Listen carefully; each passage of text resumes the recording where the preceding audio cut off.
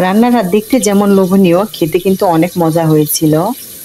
আর please আমার প্রিয় বন্ধুরা, আমার প্রিয় আপুরা, প্লিজ আমার ভিডিওটি দেখার আগে একটা লাইক দিয়ে আমার ভিডিওটি দেখা শুরু করবেন। আসসালামু আলাইকুম রহমতুল্লাহি ওবারাকাতু। আমার প্রিয় বন্ধুরা, আমার প্রিয় আপুরা, আপনারা সবাই কেমন আছেন? আশা করছি যাই যেখানে আছেন ভালো আছেন, সুস্থ আছেন, এই দোয়াই করি। আমাদের জন্য দোয়া করবেন। আজকে আমি গরুর মাংস দিয়ে গাজর রান্না করব, মানে ভুনা ভুনা করব। আমি কিভাবে এই গাজরটি গরুর মাংস দিয়ে রান্না করি এটাই আপনাদের সঙ্গে শেয়ার করব। আমি এখানে পেঁয়াজ কেটে নিয়েছি, একটা রসুন নিয়েছি, সব ধরনের গুঁড়া মশলা নিয়েছি, একটা পাতিল নিয়েছি, পাতিলের মধ্যে আমি একটু লবণ দিয়েছি। এখন আমি এটি মাখিয়ে রান্না করব। আজকে আমি কষিয়ে রান্না করব না, এটি মাখিয়ে রান্না করব। আমি কিভাবে এটি মাখিয়ে রান্না করি সেটাই আজকে শেয়ার করব। আপনারা আমার পুরো ভিডিওটা জুড়ে থাকবেন।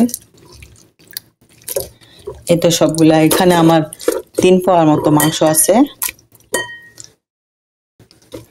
দিয়ে দিলাম। এখন দিয়ে দিব হচ্ছে গুঁড়া মশলাগুলি। এখানে সব ধরনের গুঁড়া মশলা আছে।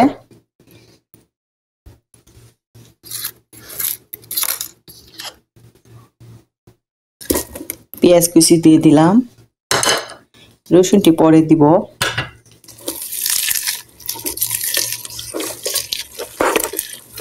আমি এখন মেখে নিচ্ছি। দিয়ে দিব তেল,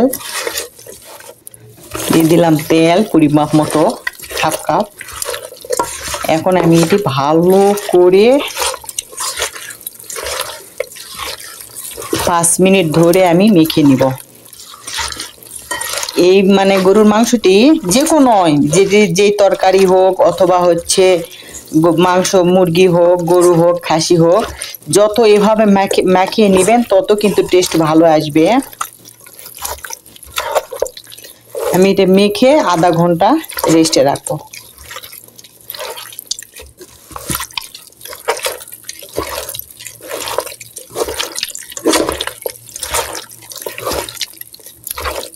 দেখেন মানে এখন আমি মাখিচ্ছি, অনেক সুন্দর একটা ফ্লেভার আসছে মনে হয়। আর রান্নাটা আমার অর্ধেক হয়ে গেছে এরকম। আমি এভাবে আধা ঘন্টা ঢেকে রেখে দেব। এই তো আমি আসলাম, দিয়ে দিলাম হচ্ছে তেজপাতা, দারুচিনি, হচ্ছে রসুন, গোটা রসুন। এখন আমি এই চুলার মধ্যে বসিয়ে দিব। আমি কিন্তু এখানে এখনো পানি দেই নাই, দেখেন এমনিতেই পানি বাইর হয়েছে। আমি ধীরে ধীরে এটি কষিয়ে নিব। মানে মাংসের থেকে যে পানিটি বাইর হবে ওই পানি দিয়ে আমি ভালো করে কষিয়ে নিব।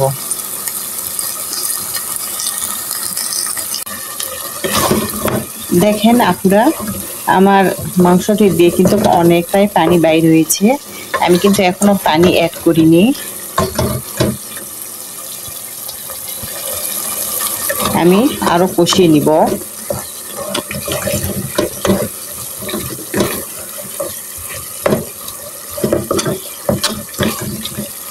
বাটা মাংস দিয়ে রান্না করলে কিন্তু অনেক বেশি আরো মজা লাগে, যে কোনো তরকারি, মাছ, মাংস। আর আমি যেহেতু গুঁড়া মশলা দিয়ে খাই, আমি এভাবেই রান্না করি। এখন যেরকম খারাপ লাগে না, অনেকটা ভালোই লাগে। ভালো করে কষিয়ে মশিয়ে রান্না করলে অনেকটাই মজা লাগে। আর একটু কষিয়ে নিব।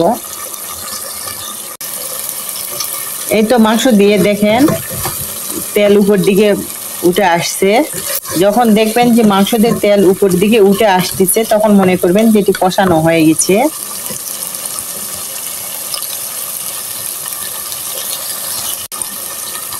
এখন আমি আরেকটু নেড়ে চেড়ে পানি দিয়ে দিব।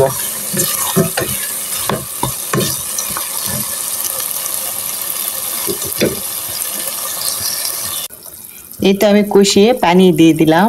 এখন এটি আমি 30-40 মিনিট সিদ্ধ করে নিব।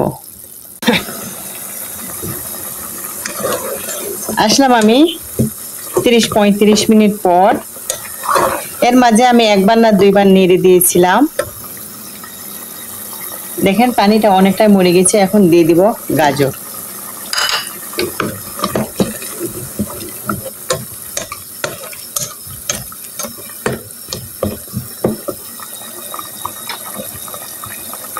এখন আমি আরো 20-25 মিনিট জাল দিয়ে নেব। গাজর সহকারে এখন ভালো করে একটু নেড়ে চেড়ে নিচ্ছি। এত দূর এসেও যারা আমার ভিডিওটিতে একটা লাইক দেন নাই, প্লিজ একটা লাইক দিয়ে দিবেন। আর আমার রান্নাটি কেমন হয়েছে কমেন্টের মাধ্যমে জানাবেন। আর নতুন বন্ধুরা আসলে প্লিজ আমার চ্যানেলটি সাবস্ক্রাইব করে দিবেন।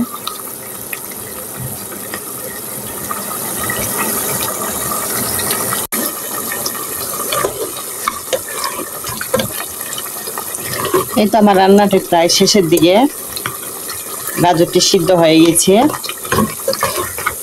ঝোল দেখো, বেশি ঝোল রাখি নাই। এখন আমি দিয়ে দেবো ভাজা জিরার গুঁড়া।